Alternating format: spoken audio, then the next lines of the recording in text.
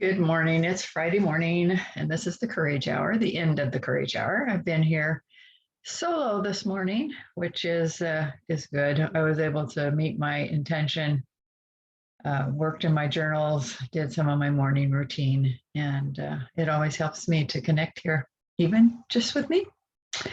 So today, the end of the week, just might take time to reflect upon the courageous acts that you've taken this week when you stepped out of your comfort zone. Last night, I was on a Fearless You webinar about wants versus willing. And it was really insightful to think about what I want. And we did a great exercise, and I want to share it with you. This was created by Rhonda Britton, the CEO of Fearless Living. And that's to write down what you want, maybe 3 to 5 things that you want, and then choose one of those things and write that want, and then write why 5 times. So say you want, you want to create a better relationship with your significant other. So that's one of your wants. So number 1, why? Why do you want to do that? To make life easier. Well, why do you want to make life easier? That would make my journey more peaceful. Well, why do you want peace in your journey? Because contention hurts my heart and soul. Well, why? Because in my value system, Christ taught us to love one another. And why do you want to love one another? Because my passion is to be Christ-like and to be love.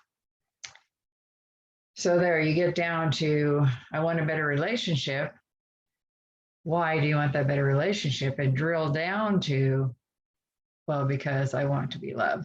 I want to emulate. I want the essence of love to come, to ooze, to shine forth out of me. That I love myself and I can love others. So that to me was a really awesome exercise. And so I wanted to share that with you this morning because it was really impactful in my life. So good morning, Miss Beck. Good morning. I just shared an exercise that Rhonda shared with us last night about refining our wants and how willing are we to take action, because a want is nothing until you are willing to take action, right? That's right.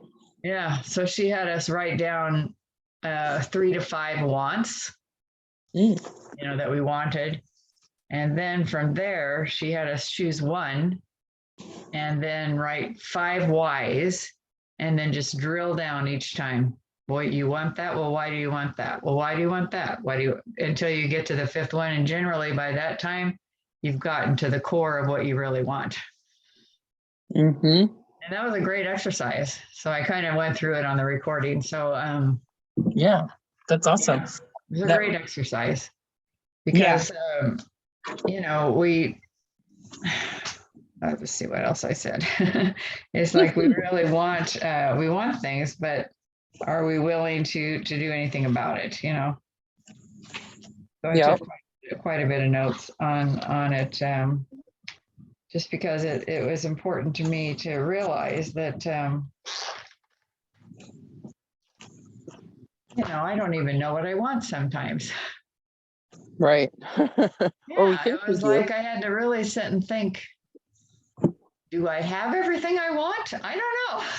It's like, so I had to come up with 5 wants. And then when I wrote them, I had to think, well, do I really want those? Because I think that's a part of it as well, that you discover well, maybe I don't want that right now. And so that's not something I need to take action on. And what is it that I really want?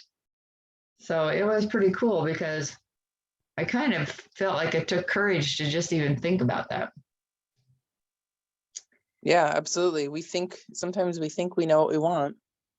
And I think that clarity piece, why that's such a great tool, is like asking why. So I do 7 layers. So I say 7 layers deep into what you want, what you're asking for. That's something that I did I do in a workshop that I used to do. I haven't currently been doing it, but to connect people with their vision.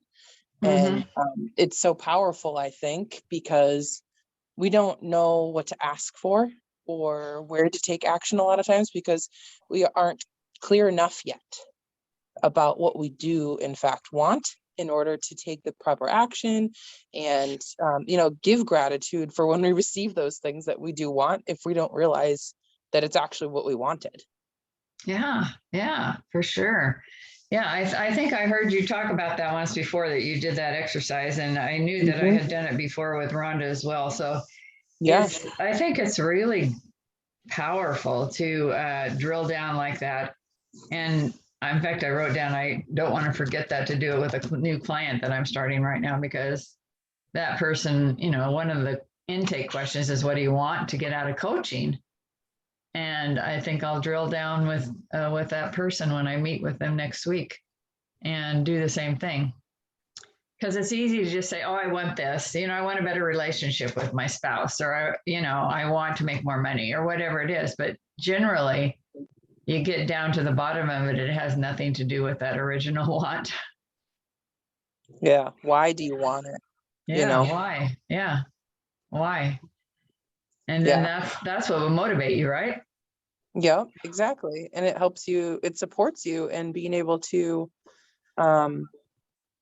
move in the direction of what you do in fact want, because you know why you're taking those actions, and then our fear can't hold us back from that, right? Or it's less, I should say. I will say it is lessened because we have that why and that purpose and that driver that really keeps us moving in the direction that we want to be. Yeah. Yeah, motivation is a word that I think gets overused a lot. We talk about it a lot in teaching, how do you motivate kids to do this or that? And I've always believed that motivation comes from action. So learning is what can motivate a kid, but if they're not learning, they don't get very motivated, right? So it's that internal success, I guess, or acceptance of, wow, that was so exciting, so insightful to learn about that historical thing or learn how to do that. And that's then what motivates them to go on to want to learn more. You can't beat motivation into somebody, you can't make somebody be motivated. It's an internal process. And I think that this particular exercise helps people to get to what motivates them. And I think emotionalizing is key there too. Like you saying that it's internal, and that's because when we emotionalize the things that we want and the desires that we have, that is where the motivation comes from, because now we've emotionalized it. We've set that internal part to just kind of crank up where we're going in action, take action on that. Yeah, I like that. Well, I'm so glad you popped in. Yeah, love talking. Are you going to do a pop-up hour this hour? No, I'm not. Okay. Well, I think we don't have an hour coming up right now. You're closing us out. Yeah. So great to see you. Good to see you. Sure. Good to see Beth this morning.